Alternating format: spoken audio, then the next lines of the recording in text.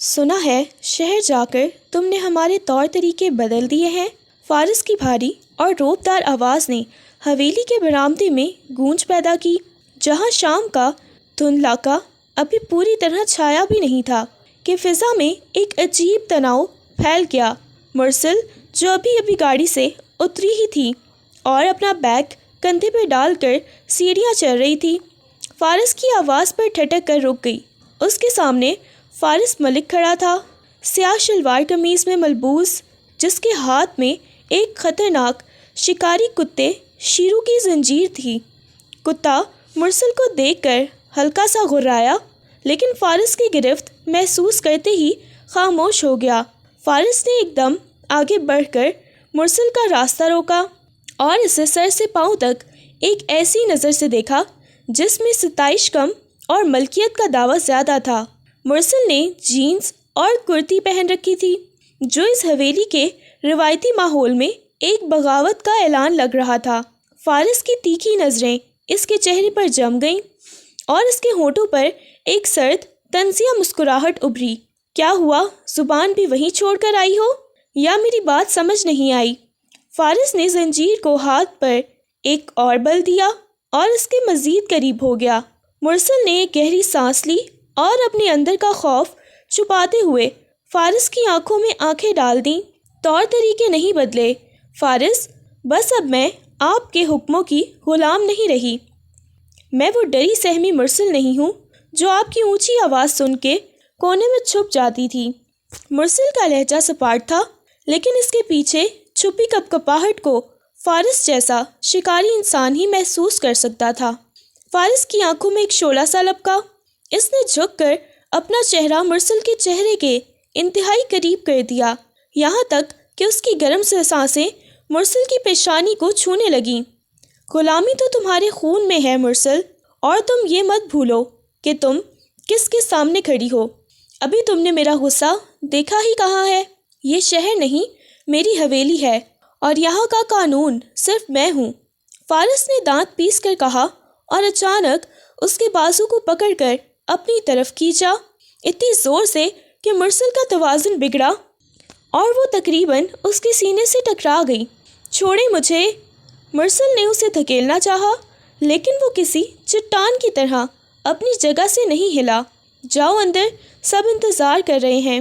لیکن یاد رکھنا مرسل، اب تم میری نظروں کے حصار میں ہو، اور اس حصار کو توڑنے کی غلطی مت کرنا، ورنہ انجام بہت برا ہوگا۔ فارس نے اسے جھٹکے سے چھوڑا اور کتے کو لے کر دوسری طرف مڑ گیا۔ مرسل چند لمحے وہیں کھڑی اپنی سانسیں بحال کرتی رہی اور پھر تیزی سے اندر کی جانب بڑھ گئی، جہاں اس کی زندگی کا سب سے مشکل امتحان شروع ہونے والا تھا۔ لاؤنج میں داخل ہوتے ہی مرسل کو یوں لگا جیسے وہ کسی عدالت میں پیش ہونے آئی ہو۔ حویلی کا وسیع لاؤنج خاندان کے افراد سے بھرا ہوا تھا۔ سامنے پڑے صوفے پر تایا فرقان بیٹھے تھے، جو اس خاندان کے سربراہ اور فارس کے والد تھے۔ ان کے چہرے کی سختی بتا رہی تھی کہ وہ کسی بھی قسم کی نافرمانی برداشت نہیں کریں گے۔ ان کے ساتھ تائی بیگم بیٹھی تھیں، جو ہمیشہ تایا جی کی ہاں میں ہاں ملاتی تھیں۔ دوسری جانب مرسل کے والد جمیل صاحب اور والدہ سلمہ بیگم سمٹے ہوئے بیٹھے تھے۔ جمیل صاحب فارس کے چچا تھے، لیکن گھر میں ان کی حیثیت ہمیشہ دبنے والی ہی رہی تھی۔ خاص طور پر اپنی بیماری اور مالی مشکلات کی وجہ سے وہ بڑے بھائی کے احسانوں تلے دبے ہوئے تھے۔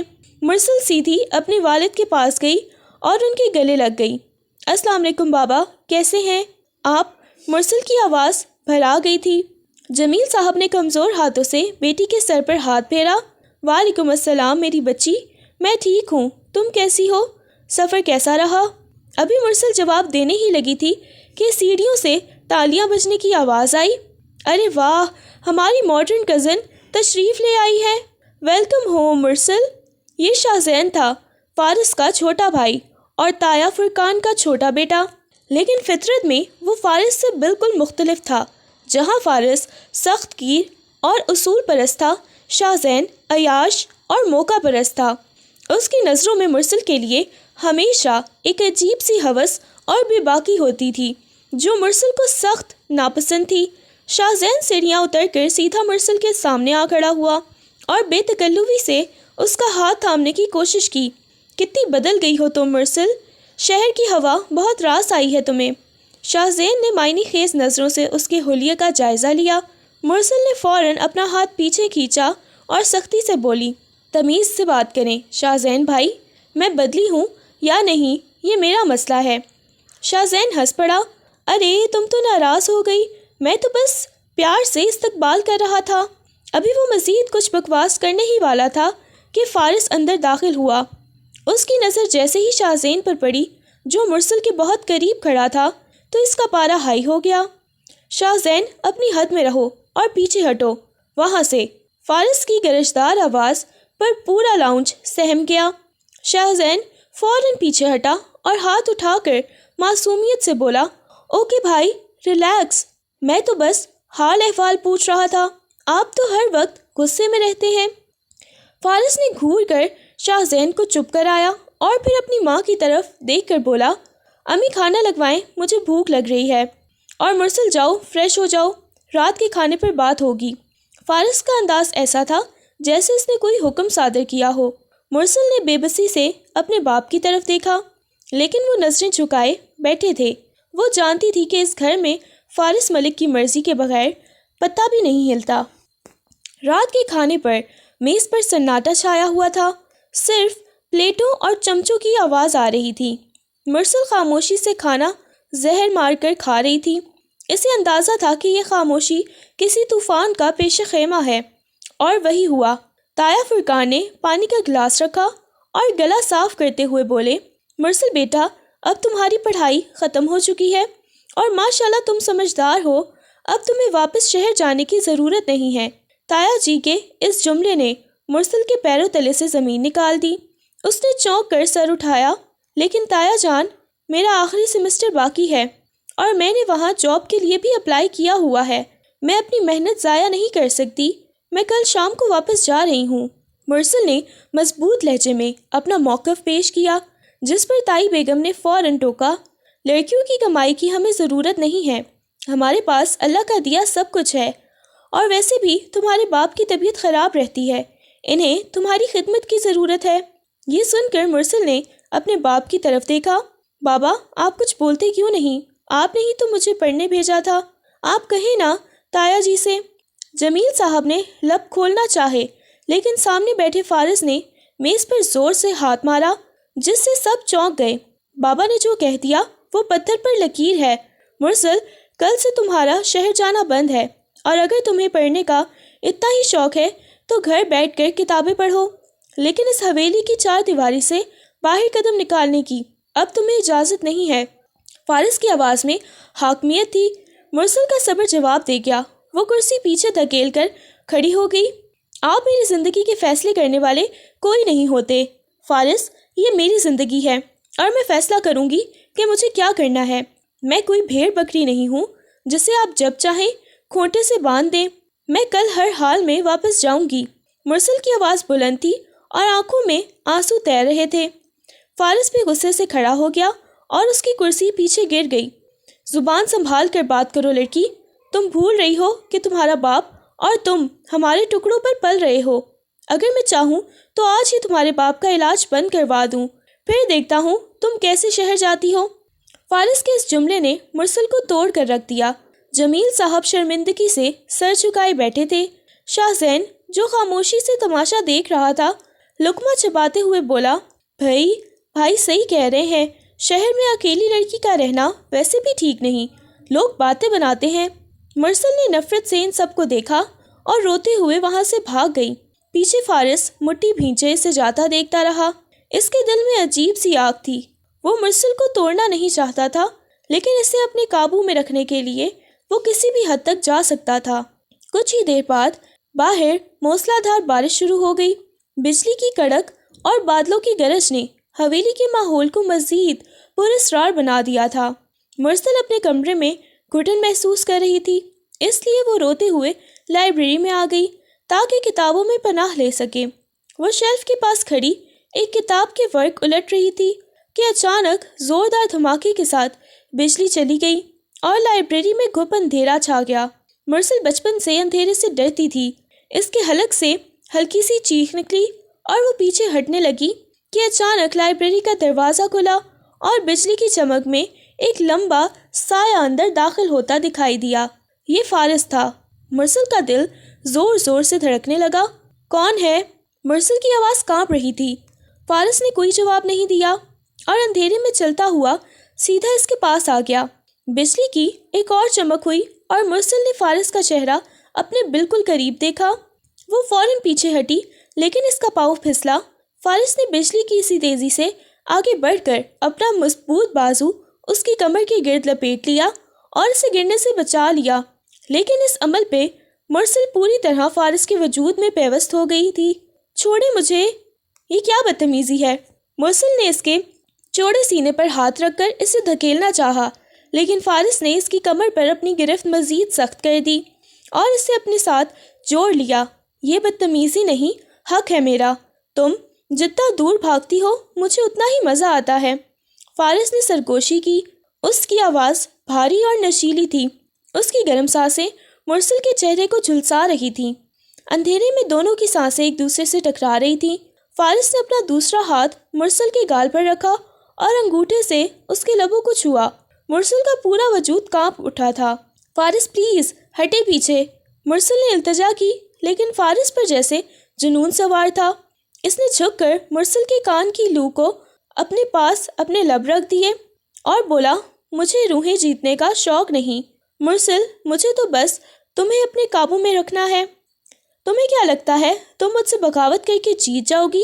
کبھی نہیں، تم میری ہو اور میری ہی رہو گی۔ مرسل نے پوری قوت جمع کر کے اسے خود سے دور دھکیلا اور کانپتے ہوئے بولی، میں آپ کی جاگیر نہیں ہوں فارس، میں ایک جیتی جاگتی انسان ہوں۔ میرا بھی دل ہے اور وہ دل آپ کے لیے نہیں دھڑکتا۔ میرے دل میں کوئی اور بھی ہو سکتا ہے۔ یہ جملہ کہتے ہوئے مرسل کو اندازہ نہیں تھا کہ وہ بارود کے ڈھیر پر چنگاری پھینک رہی ہے۔ فارس جو اسے چھوڑ کر پیچھے ہٹنے ہی والا تھا، ایک دم رک گیا اور اس کا پورا جسم تن گیا۔ بجلی کی چمک میں مرسل نے فارس کی آنکھوں میں وہ وحشت دیکھی جس نے اس کا خون خشک کر دیا۔ فارس نے ایک ہی جھٹکے میں مرسل کو دوبارہ دبوچا اور اس بار اسے دیوار کے ساتھ لگا دیا۔ کیا کہا تم نے؟ کوئی اور؟ فارس کی آواز اب شیر کی دھار جیسی تھی۔ اس نے مرسل کا جبڑا سختی سے دبوچ لیا۔ خبردار، جو تم نے میرے سامنے کسی اور کا نام بھی لیا یا سوچا بھی، میں اس شخص کا وجود مٹا دوں گا اور تمہیں ایسی سزا دوں گا کہ موت کی دعائیں مانگو گی۔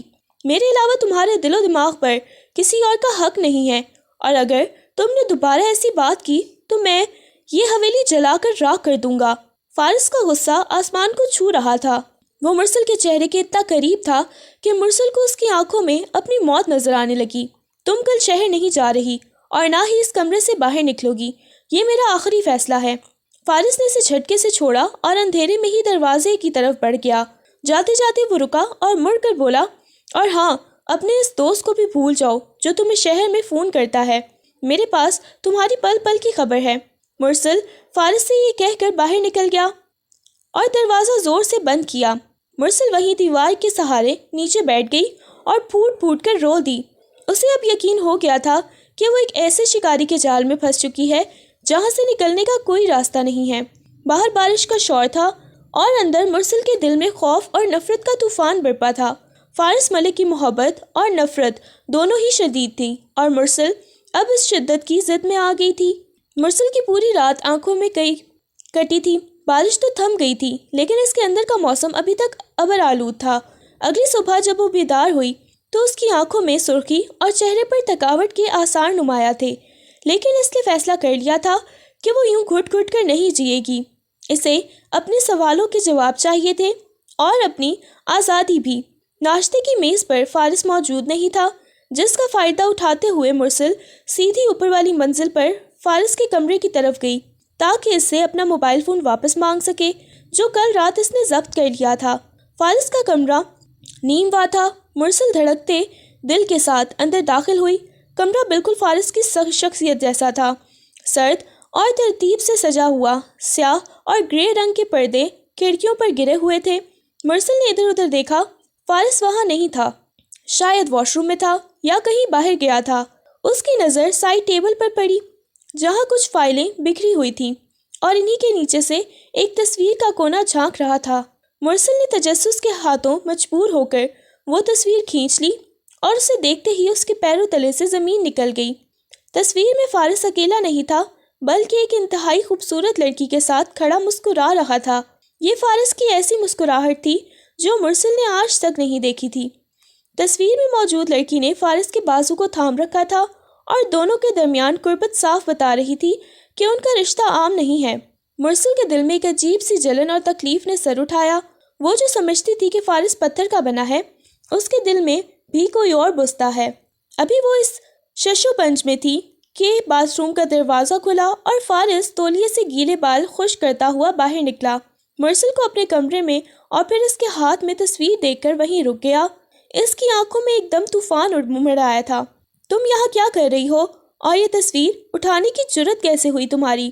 فارس کی آواز میں اتنی کڑواہٹ تھی کہ مرسل سہم گئی، لیکن پھر اس نے خود کو سنبھالا اور تصویر اس کے سامنے لہرا دی۔ تو یہ ہے آپ کی اصلیت فارس ملک؟ مرسل کی آواز میں طنز اور دکھ گھلا ہوا تھا۔ آپ مجھے اپنی ضد کہتے ہیں، مجھے قید میں رکھتے ہیں اور خود اپنے دل میں کسی اور کو بسائے بیٹھے ہیں۔ یہ کون ہے فارس؟ اور اگر آپ کسی اور سے محبت کرتے ہیں تو میری زندگی کیوں جہنم بنا رہے ہیں؟ مرسل نے غصے سے تصویر بیڈ پر پھینکی۔ فارس نے تیزی سے آگے بڑھ کر تصویر اٹھائی اور اسے اپنی مٹھی میں بری طرح بھینچ لیا، جیسے وہ اس یاد کو مسلسل مٹا دینا چاہتا ہو مسل کر۔ اس کا چہرہ غصے سے سرخ ہو گیا تھا اور پیشانی کی رگیں تن گئی تھیں۔ اس نے ایک جھٹکے سے مرسل کا بازو پکڑا اور اسے کھینچ کر اپنے قریب کیا، اتنا قریب کہ مرسل کو اس کے بھیگے بالوں کی مہک اور صابن کی خوشبو نے گھیر لیا۔ خبردار جو تم نے میرے ماضی میں جھانکنے کی کوشش کی۔ مرسل، تمہارا کام صرف میرا ساتھ دینا ہے، سوال کرنا نہیں۔ یہ تصویر ایک ماضی ہے جو دفن ہو چکا ہے، لیکن تم میرا حال ہو اور میرا مستقبل بھی۔ فارس کی گرفت اتنی سخت تھی کہ مرسل کی کلائی پر نشان پڑ گئے تھے۔ مرسل نے درد سے منہ بنایا اور اس کی آنکھوں میں آنکھیں ڈال کر بولی، ماضی کبھی دفن نہیں ہوتا فارس، وہ آپ کی آنکھوں میں دکھتا ہے۔ آپ اس لڑکی سے محبت کرتے ہیں تو پھر مجھے کیوں نہیں جانے دیتے؟ چھوڑ دیں مجھے، میں آپ کے اس کھیل کا حصہ نہیں بننا چاہتی۔ فارس نے اس کے بازو کو جھٹکا دیا اور ایک انگلی اٹھا کر تنبیہ کی، محبت اور جنون میں فرق ہوتا ہے مرسل، وہ میری محبت تھی، لیکن تم میرا جنون ہو، اور محبت چھوڑی جا سکتی ہے لیکن جنون سے چھٹکارا موت کے بعد ہی ملتا ہے۔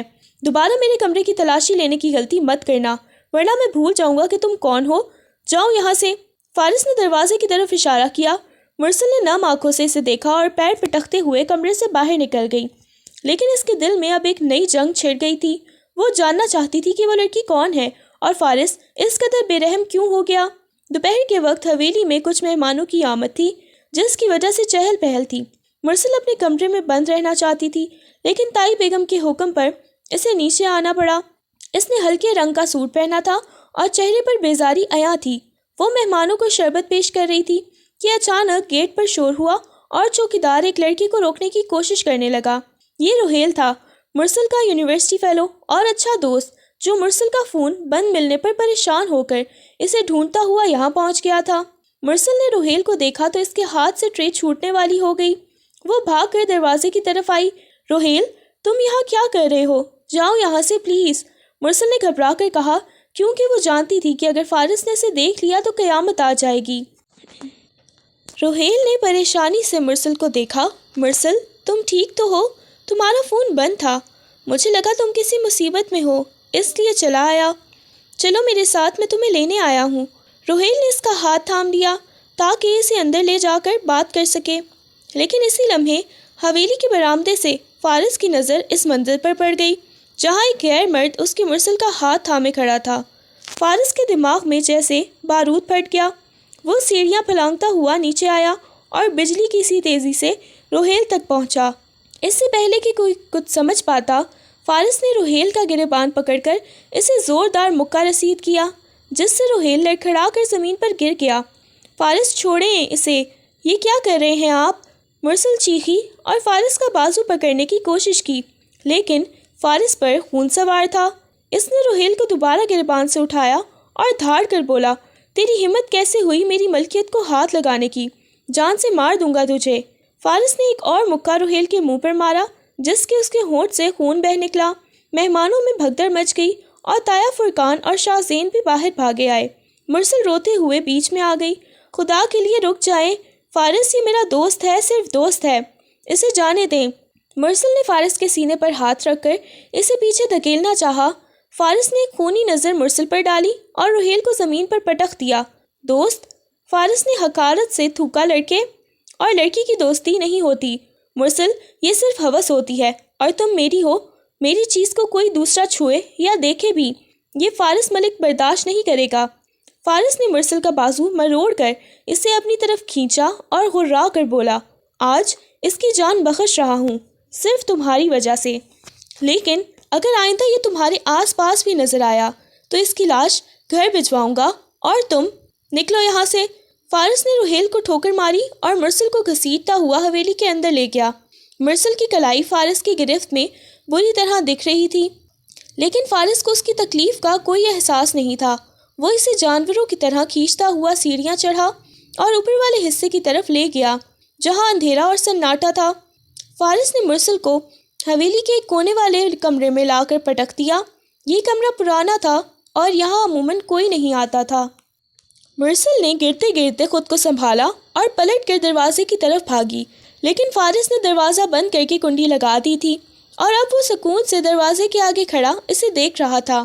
آپ مجھے اس طرح قید نہیں کر سکتے فارس، کھولیں دروازہ، میں پولیس کو فون کروں گی۔ مرسل نے دروازہ پیٹا اور چیخ کر کہا۔ فارس کے چہرے پر ایک شیطانی مسکراہٹ آ گئی۔ وہ آہستہ آہستہ چلتا ہوا مرسل کے قریب آیا۔ مرسل پیچھے ہٹتے ہٹتے دیوار سے جا لگی۔ پولیس؟ یہاں میرا قانون چلتا ہے مرسل، اور تم کسے فون کرو گی؟ تمہارا فون تو میرے پاس ہے۔ فارس نے جیب سے اس کا فون نکال کر اسے دکھایا اور پھر اسے وہیں فرش پر زور سے مار کر توڑ دیا۔ مرسل نے ٹکڑوں میں بٹتے فون کو دیکھا۔ اور یہ قید نہیں ہے مرسل، یہ تو تحفظ ہے۔ تم یہاں رہو گی میرے سامنے، میری نظروں کے نیچے، تاکہ کوئی دوسرا تمہیں چھونے کی جرت نہ کر سکے۔ فارس اس کے بالکل قریب آ گیا اور گھٹنوں کے بل اس کے سامنے بیٹھ گیا۔ مرسل دیوار کے سہارے نیچے بیٹھ گئی تھی۔ فارس نے ہاتھ بڑھا کر اس کے بکھرے ہوئے بالوں کی لٹ کو اپنی انگلیوں میں سلجھانا شروع کیا۔ تمہیں لگتا ہے تم مجھ سے جیت جاؤ گی؟ ابھی تم نے میرا جنون دیکھا ہی نہیں ہے۔ فارس کا لہجہ اب دھیما تھا، لیکن اس میں چھپی وحشت پہلے سے زیادہ تھی۔ مرسل نے اس کا ہاتھ جھٹک دیا۔ مجھے آپ کے تحفظ کی ضرورت نہیں، مجھے نفرت ہے آپ سے اور آپ کے اس جنون سے۔ مرسل نے نفرت سے اس کے چہرے کی طرف دیکھا۔ فارس نے آنکھیں بند کر کے گہرا سانس لیا۔ اس کی آنکھیں اب انگاروں کی طرح دہک رہی تھیں۔ نفرت؟ فارس نے مسکرا کر کہا، نفرت بھی محبت کی طرح شدید ہوتی ہے مرسل۔ اچھا ہے تم مجھ سے نفرت کرتی ہو، کم از کم تمہارے جذبات میں شدت تو ہے۔ اب تم یہی رہو گی جب تک تم یہ تسلیم نہیں کر لیتی کہ تم صرف میری ہو۔ فارس کھڑا ہو گیا اور باہر نکلنے لگا۔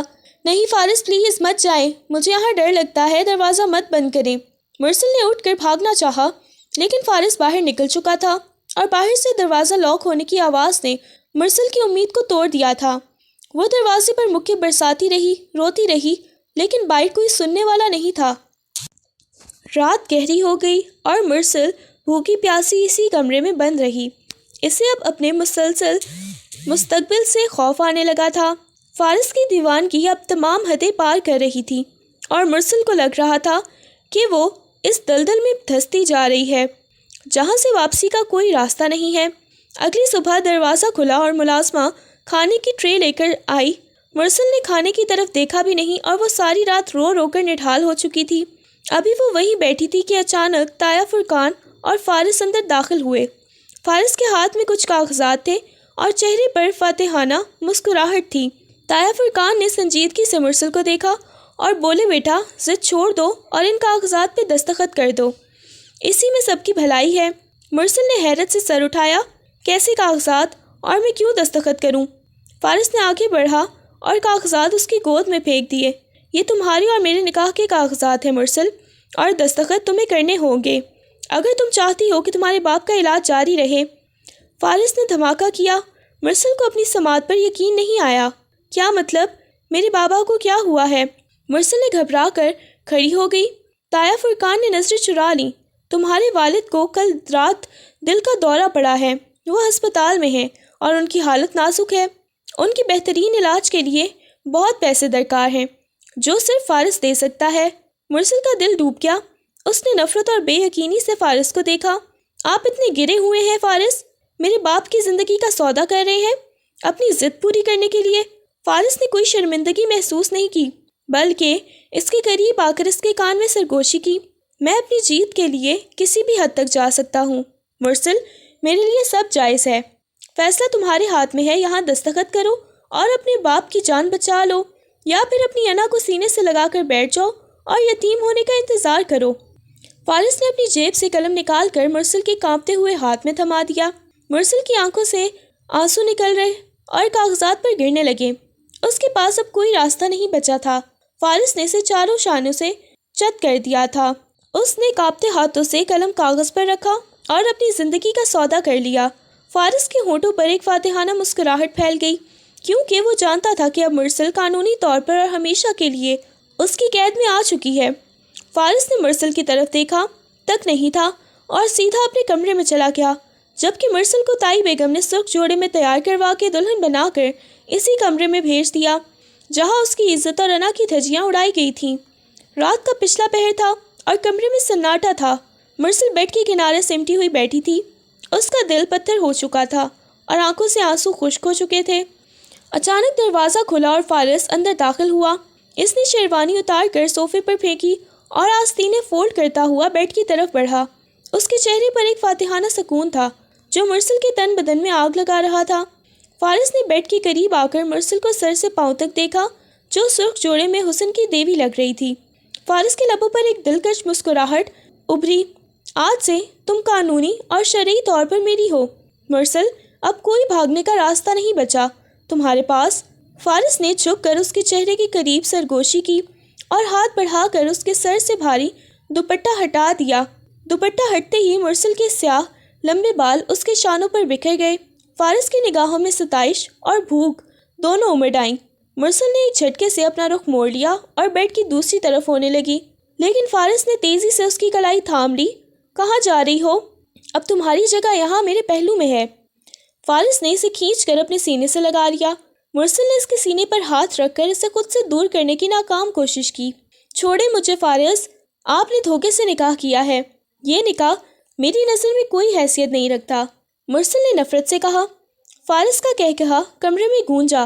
حیثیت کا تعین طاقتور کرتا ہے مرسل، اور اس وقت طاقت میرے پاس ہے، تم مانو یا نہ مانو، اب تم مسز فارس ملک ہو۔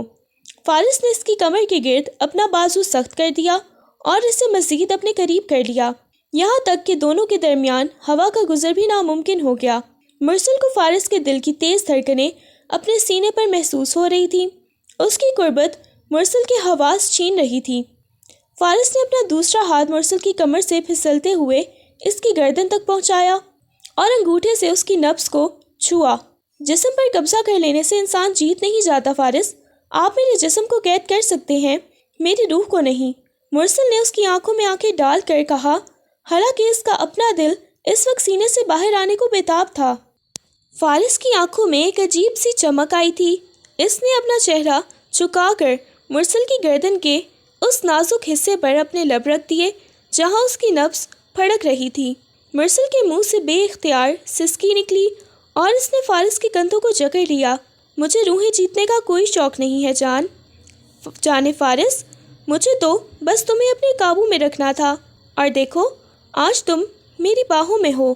فارس نے سر اٹھایا اور اس کے کانپتے لبوں کے انتہائی قریب آ گیا، اتنا قریب کہ دونوں کی سانسیں آپس میں گھل مل گئیں۔ فارس کی گرم سانسیں اور اس کا لمس مرسل کی مزاحمت کو پگھلا رہے تھے۔ فارس نے نرمی سے اس کے نچلے لب کو اپنے انگوٹھے سے سہلایا اور بولا، اب مزاحمت مت کرنا، کیونکہ میرا صبر اب جواب دے رہا ہے اور میں اپنے حق سے 1 انچ بھی پیچھے نہیں ہٹوں گا۔ فارس نے اسے بیڈ پر لٹا دیا اور خود اس کے اوپر جھک گیا۔ کمرے کی روشنیاں مدھم ہو گئیں اور رات کی تاریکی میں فارس کے جنون نے مرسل کی انا کو خاموش کروا دیا۔ یہ رات مرسل کی زندگی کی سب سے طویل اور بھاری رات تھی، جہاں اسے اپنی ہار اور فارس کی مکمل جیت کا اعتراف کرنا پڑا۔ اس رات کے بعد وقت جیسے پر لگا کر اڑنے لگا۔ تقریباً 2 ہفتے گزر چکے تھے اور حویلی کے در و دیوار نے فارس اور مرسل کے رشتے میں ایک خاموشی تبدیل محسوس کیا تھا۔ مرسل کے دل میں جمی نفرت کی برف آہستہ آہستہ پگھل رہی تھی، اور اس کی بڑی وجہ اس کے والد کی صحت یابی تھی۔ نکاح کے کچھ دن بعد ہی فارس اسے ہسپتال لے گیا تھا، جہاں مرسل نے اپنے باپ کو ہنستے مسکراتے دیکھا تھا۔ ڈاکٹرز کا کہنا تھا کہ فارس ملک کی جانب سے فراہم کیے گئے بہترین علاج نے انہیں نئی زندگی دی ہے۔ مرسل نے جب اپنے والد کو فارس کے سر پر ہاتھ رکھ کر دعائیں دیتے دیکھا تو اس کا دل بھر آیا۔ اسے لگا کہ وہ اس رشتے کو زبردستی کا نام دے رہی تھی۔ اس کے باپ نے اسے دل سے قبول کر لیا ہے اور وہ مطمئن ہے۔ واپسی پر گاڑی میں مرسل خاموش تھی، مگر اس بار خاموشی میں تلخی نہیں تھی۔ وہ چوری چھپے فارس کو دیکھتی، جو ڈرائیونگ میں مگن تھا۔ وہ ظالم تھا، ضدی تھا، مگر اس نے مرسل کے سب سے بڑے دکھ کا مداوع کر دیا تھا۔ گھر پہنچ کر اب مرسل فارس کی چھوٹی چھوٹی چیزوں کا خیال رکھنے لگی تھی۔ اس کے کپڑے استری کرنا، اس کے جوتے پالش کرنا اور آفس سے واپسی پر اسے پانی دینا، یہ سب وہ بنا کہے کر رہی تھی، اور فارس یہ تبدیلی محسوس کر رہا تھا۔ محبت دستک دے چکی تھی، لیکن مرسل کا ضدی دل اب بھی اقرار کرنے سے ڈر رہا تھا۔ ایک شام موسم بہت حسین تھا، آسمان پر کالے بادل چھائے ہوئے تھے اور ٹھنڈی ہوائیں چل رہی تھیں۔ فارس ابھی گھر نہیں لوٹا تھا اور مرسل ٹیرس پر کھڑی بارش کا انتظار کر رہی تھی کہ اچانک موسلا دھار بارش شروع ہو گئی۔ مرسل نے ہاتھ پھیلا کر بوندوں کو محسوس کیا۔ اسے بارش سے عشق تھا۔ وہ سب کچھ بھول کر وہیں کھڑی بھیگتی رہی۔ تبھی اسے اپنے پیچھے کسی کی موجودگی کا احساس ہوا۔ وہ مڑی تو فارس کو اپنے انتہائی قریب پایا، جو شاید ابھی آیا تھا، اور بھیگے کپڑوں میں ملبوس مرسل کو دیکھ کر اس کی نظریں جم گئی تھیں۔ مرسل کے گیلے کپڑے اس کے بدن سے چپک گئے تھے اور بارش کا پانی اس کے بالوں سے ٹپک رہا تھا۔ فارس نے کوئی بات نہیں کی، بس خاموشی سے آگے بڑھا اور مرسل کے دونوں بازو تھام کر اسے اپنی طرف کھینچا۔ مرسل کا دل زور سے دھڑکا۔ اس نے فارس کی آنکھوں میں وہ تپش دیکھی جو پہلی رات تھی۔ فارس نے جھک کر اس کے گیلے ماتھے پر اپنے لب رکھ دیے اور پھر آہستہ آہستہ اس کے چہرے کے نقوش کو چھونے لگا۔ بہت خوبصورت لگ رہی ہو مرسل، فارس نے سرگوشی کی اور اپنا چہرہ اس کی گردن کے قریب لے گیا۔ اس کی گرم سانسیں مرسل کے ٹھنڈے وجود پر لرز طاری کر رہی تھیں۔ فارس نے اسے اپنی باہوں کے حصار میں جکڑ لیا اور اس کے لبوں کی جانب بڑھا۔ مرسل ایک لمحے کے لیے پگھلنے لگی۔ اسے لگا کہ وہ فارس کی محبت میں بہہ جائے گی، لیکن اچانک اس کے دماغ میں وہ رات گھوم گئی جب اس نے زبردستی اسے اپنایا تھا۔ ماضی کی تلخی اور حال کی محبت کے بیچ ایک جنگ چھڑ گئی، اور مرسل نے گھبرا کر اپنے دونوں ہاتھ فارس کے سینے پر رکھ کر اسے پیچھے دھکیل دیا۔ نہیں فارس، پلیز، مرسل نے نظریں چرا کر کہا۔ فارس جو محبت کے نشے میں سرشار تھا، مرسل کے اس رد عمل پر ٹھٹک گیا۔ اس نے مرسل کو بازو سے پکڑ کر واپس اپنی طرف کھینچا۔ کیوں دور رہوں؟ تم میری بیوی ہو مرسل، اور میں تمہاری آنکھوں میں اپنے لیے محبت دیکھ سکتا ہوں، پھر یہ انکار کیوں؟ فارس کی آواز میں غصہ اور بے چینی تھی۔ میں نہیں جانتی، بس مجھے وقت چاہیے، مرسل نے لڑکھڑاتے ہوئے کہا۔ وہ ابھی تک خود سے ہی لڑ رہی تھی۔ فارس نے اس کی گرفت چھوڑ دی اور ایک قدم پیچھے ہٹا۔ اس کے چہرے پر مایوسی اور غصے کے ملے جلے تاثرات تھے۔ کتنا وقت مرسل؟ میں تمہارے دل میں جگہ بنانے کے لیے اور کیا کروں؟ میں تمہارے ایک اشارے پر جان دے سکتا ہوں، لیکن تمہاری یہ خاموشی اور یہ جھجک اب میری برداشت سے باہر ہو رہی ہے۔ فارس نے غصے سے گیلے بالوں میں ہاتھ پھیرا اور مرسل کو وہیں چھوڑ کر کمرے میں چلا گیا۔ مرسل بارش میں کھڑی روتی رہی۔ اسے سمجھ نہیں آ رہا تھا کہ وہ اپنی انا کے خول سے باہر کیسے نکلے۔ فارس کا وہ غصہ اس بات کا ثبوت تھا کہ اب وہ اس دوری کو مٹانے کے لیے کسی بھی حد تک جا سکتا ہے، اور مرسل کا یہ انکار کل ایک نئے طوفان کا پیش خیمہ بننے والا تھا۔ اگلی صبح جب مرسل کی آنکھ کھلی تو فارس کمرے میں نہیں تھا۔ وہ بوجھل قدموں سے اٹھی اور واش روم میں جا کر شاور کے نیچے کھڑی ہو گئی۔ کل رات کے لمحات اس کے دل و دماغ کو پریشان کیا ہوا تھا۔ وہ اب فارس ملک کی تھی۔ یہ حقیقت آئینے میں موجود اس کا عکس اسے چیخ چیخ کر بتا رہا تھا۔ تیار ہو کر جب وہ نیچے آئی تو لاؤنج میں ایک نئی افتاد اس کی منتظر تھی۔ صوفے پر ایک انتہائی ماڈرن اور خوبصورت لڑکی ٹانگ پر ٹانگ رکھے بیٹھی تھی، اور فارس اس کے سامنے والے صوفے پر بیٹھا کافی پی رہا تھا۔ یہ الینا تھی، فارس کی پرانی منگیتر اور کزن جو بیرون ملک سے واپس آئی تھی۔ الینا نے مرسل کو سیڑھیوں سے اترتے ہوئے دیکھا تو اس کے چہرے پر ناگواری آ گئی۔ اوہ، تو یہ ہے وہ گاؤں کی لڑکی جس کے لیے تم نے مجھے چھوڑا تھا فارس، الینا نے طنزیہ انداز میں کہا۔ فارس نے کپ میز پر رکھا اور مرسل کو دیکھا جو خاموشی سے کھڑی تھی۔ فارس کی آنکھوں میں ایک شرارت چمکی۔ وہ جان بوجھ کر الینا کو اہمیت دینے لگا تاکہ مرسل کے رد عمل کو دیکھ سکے۔ ہاں، یہ مرسل ہے میری بیوی۔ آؤ مرسل، الینا سے ملو، یہ میری بہت پرانی اور خاص دوست ہے۔ فارس نے خاص لفظ پر زور دیا جس سے مرسل کے تن بدن میں آگ لگ گئی۔ مرسل خاموشی سے آئی اور سر ہلا کر سلام کیا۔ الینا نے حقارت سے اسے دیکھا اور پھر اٹھ کر فارس کے صوفے پر بازو پر بیٹھ گئی۔ فارس، تم نے تو کہا تھا نا تمہارا ٹیسٹ بہت کلاس کا ہے، یہ تو بالکل بہت سادہ سی ہے۔ الینا نے فارس کے کندھے پر ہاتھ رکھا اور اس کے بالوں میں انگلیاں پھیرنے لگی۔ فارس نے اسے روکا نہیں بلکہ مسکرا کر اس کی بات سنی۔ یہ منظر مرسل کے لیے ناقابل برداشت تھا۔ وہ کل اسے اپنی ملکیت جتا رہا تھا اور اب کسی اور عورت کو اپنے اتنے قریب برداشت کر رہا تھا۔ مرسل کا چہرہ سرخ ہو گیا۔ وہ وہاں ایک لمحہ بھی مزید رکنا نہیں چاہتی تھی۔ میں کچن میں جا رہی ہوں، مرسل نے بمشکل کہا اور تیزی سے وہاں سے نکل گئی۔ پیچھے فارس کی نظریں اس کا تعاقب کر رہی تھیں اور وہ مرسل کی اس جلن سے لطف اندوز ہو رہا تھا۔ سارا دن الینا حویلی میں رہی اور جان بوجھ کر فارس کے ارد گرد منڈلاتی رہی۔ کبھی وہ فارس کو اپنے پرانے قصے سناتی تو کبھی ہنس ہنس کر اس کے کندھے پر سر رکھتی۔ فارس بھی اسے نہیں روک رہا تھا بلکہ کبھی کبھار تو وہ خود بھی اس کی باتوں میں دلچسپی ظاہر کرتا۔ شام کو جب فارس اپنے کمرے میں آیا تو مرسل کھڑکی کے پاس کھڑی باہر دیکھ رہی تھی۔ اس کے اندر لاوا پک رہا تھا۔ فارس نے دروازہ بند کیا اور ٹائی ڈھیلی کرتے ہوئے مرسل کے پاس آیا۔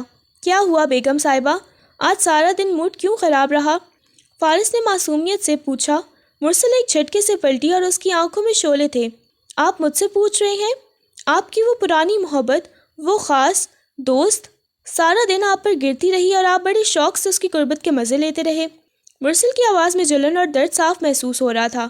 تو یہ ہے آپ کی مردانگی، رات کو بیوی پر حق جتاتے ہیں اور دن میں پرانی محبوبہ کے ساتھ رنگ رلیاں مناتے ہیں۔ مرسل نے طنز کے تیر برسائے۔ فارس کے چہرے سے مسکراہٹ غائب ہو گئی اور ایک سنجیدہ تاثر ابھرا۔ وہ آہستہ آہستہ چلتا ہوا مرسل کی طرف بڑھا، یہاں تک کہ اسے دیوار کے ساتھ لگا دیا۔ اس نے اپنے دونوں ہاتھ دیوار پر رکھ کر مرسل کو حصار میں لے لیا۔ تو تمہیں جلن ہو رہی ہے مرسل؟ فارس نے اس کی آنکھوں میں جھانکا۔ مرسل نے نظریں چرائیں۔ مجھے کیوں جلن ہوگی؟ آپ جو مرضی کریں، مجھے کوئی فرق نہیں پڑتا۔ جھوٹ مت بولو۔ فارس نے اس کی ٹھوڑی سے پکڑ کر چہرہ اوپر کیا۔ تمہاری یہ سرخ آنکھیں اور تیز سانسیں بتا رہی ہیں کہ تمہیں فرق پڑتا ہے، بہت فرق پڑتا ہے۔ مرسل نے اس کا ہاتھ جھٹک دیا۔ ہاں، پڑتا ہے فرق، کیونکہ آپ میرے شوہر ہیں، میرے نام کے ساتھ جڑے ہوئے ہیں، اور میں یہ برداشت نہیں کر سکتی کہ میرا شوہر میرے سامنے کسی اور عورت کے ساتھ ہو۔ آپ کہتے تھے نا کہ میں آپ کا جنون ہوں، تو یہ کیسا جنون ہے؟ اس نے دونوں ہاتھوں سے اس کے سینے پر ہاتھ رکھے اور اسے پیچھے کو دھکیلنا چاہا۔ تبھی فارس نے اس کی دونوں کلائیاں پکڑ کر انہیں دیوار کے ساتھ دبا دیا اور اپنا جسم اس کے ساتھ جوڑ دیا۔ ہاں، تم میرا جنون ہو، اور وہ سب میں نے تمہیں جلانے کے لیے کیا تھا تاکہ تم اقرار کرو کہ تمہیں مجھ سے اور میرے کسی اور کی طرف دیکھنے سے فرق پڑتا ہے۔ فارس کی آواز بھاری ہو گئی۔ دیکھو اپنی حالت، تم جل رہی ہو اور یہ جلن اس بات کا ثبوت ہے کہ تم بھی مجھے چاہنے لگی ہو۔ فارس نے جھک کر اس کی گردن پر کاٹ لیا۔ مرسل نے سسکی بھری، نہیں، میں آپ کو نہیں چاہتی، میں نفرت کرتی ہوں آپ سے، مرسل نے انکار کر گیا، لیکن اس کا جسم فارس کے لمس پر پگھل رہا تھا۔ نفرت کرنے والا اتنا حق نہیں جتاتے مرسل۔ فارس نے اس کے کان میں سرگوشی کی اور اس کی قمیص کے گلے کو تھوڑا سا کھینچ کر اپنے لب اس کے شانے پر رکھ دیے۔ مرسل کی مزاحمت دم توڑ رہی تھی، لیکن اس کی انا ابھی بھی زندہ تھی۔ اس نے پوری قوت سے فارس کو دھکا دیا اور خود کو اس کے حصار سے آزاد کروایا۔ بس کرے فارس، ہر وقت کا یہ تماشا آپ ختم کریں۔ میں آپ کی اور الینا کی یہ قربتیں نہیں دیکھ سکتی۔ اگر آپ کو اتنا ہی شوق ہے تو مجھے آزاد کر دیں اور اسے لے آئیں اس کمرے میں۔ یہ کہہ کر مرسل نے سائڈ ٹیبل سے پانی کا گلاس اٹھایا اور غصے میں دیوار پر دے مارا۔ کانچ کے ٹکڑے پورے کمرے میں بکھر گئے۔ فارس نے حیرت سے اسے دیکھا۔ مرسل کا یہ روپ اس کے لیے نیا تھا۔ وہ شیرنی کی طرح دھاڑ رہی تھی۔ میں جا رہی ہوں یہاں سے، میں یہاں ایک پل بھی نہیں رہوں گی جہاں میں تذلیل ہو۔ مرسل نے الماری سے اپنا بیگ نکالا اور کپڑے ٹھوسنے لگی۔ فارس آگے بڑھا اور اس کا ہاتھ پکڑ لیا۔ پاگل مت بنو مرسل، تم کہیں نہیں جا رہی، اور الینا کا چیپٹر بند ہو چکا ہے۔ فارس نے اسے سمجھانا چاہا لیکن مرسل سننے کے موڈ میں نہیں تھی۔ چھوڑے میرا ہاتھ، میں نے کہا چھوڑے، مرسل نے چیخ کر کہا۔ فارس کی گرفت ڈھیلی پڑی اور مرسل موقع غنیمت جان کر کمرے سے باہر بھاگ گئی۔ فارس اسے روکنے کے لیے لپکا لیکن وہ سیڑھیاں اتر چکی تھی۔ فارس نے غصے سے دیوار پر مکہ مارا اور اس کے پیچھے بھاگا۔ مرسل حویلی کے گیٹ کی طرف دوڑ رہی تھی۔ اس کی آنکھوں میں آنسو تھے اور دماغ میں صرف ایک ہی دھن تھی کہ اسے اس جہنم سے نکلنا ہے جہاں اس کے جذبات کا تماشا بنایا جاتا ہے۔ وہ گیٹ سے باہر نکلی اور سڑک پر اندھا دھند بھاگنے لگی۔ رات کا وقت تھا اور ٹریفک رواں دواں تھی۔ پیچھے سے فارس کی آوازیں آ رہی تھی، مرسل رک جاؤ، مرسل پاگل مت کرو۔ لیکن مرسل نے پیچھے مڑ کر نہیں دیکھا اور پھر اچانک سامنے سے آتی ہوئی ایک تیز رفتار گاڑی کی ہیڈ لائٹس نے اس کی آنکھوں کو خیرہ کر دیا۔ ایک زوردار بریک لگنے کی آواز آئی اور پھر ٹکرانے کی ہولناک آواز نے رات کے سکون کو چیر دیا۔ فارس جو گیٹ تک پہنچ چکا تھا یہ منظر دیکھ کر پتھر کا ہو گیا۔ اس کے منہ سے ایک فلک شگاف چیخ نکلی، مرسل! سڑک پر بکھرا ہوا خون اور گاڑی کے ٹائروں کی چیخیں فارس کے کانوں میں گونج رہی تھیں۔ اس نے دیوانہ وار بھاگ کر مرسل کو زمین سے اٹھایا جس کا سفید لباس خون میں سرخ ہو چکا تھا اور وہ بے ہوش اس کی باہوں میں جھول رہی تھی۔ فارس کے ہاتھ کانپ رہے تھے۔ اس کو لگا کہ جیسے اس کا دل سینے سے باہر آنے کو ہے۔ مرسل، آنکھیں کھولو! مرسل! فارس نے پاگلوں کی طرح پکارا لیکن مرسل کے جسم میں کوئی جنبش نہیں ہوئی۔ فارس نے اسے گاڑی کی پچھلی سیٹ پر لٹایا اور خود ڈرائیونگ سیٹ پر بیٹھ کر گاڑی کو ہوائی جہاز کی رفتار سے ہسپتال کی طرف دوڑا دیا۔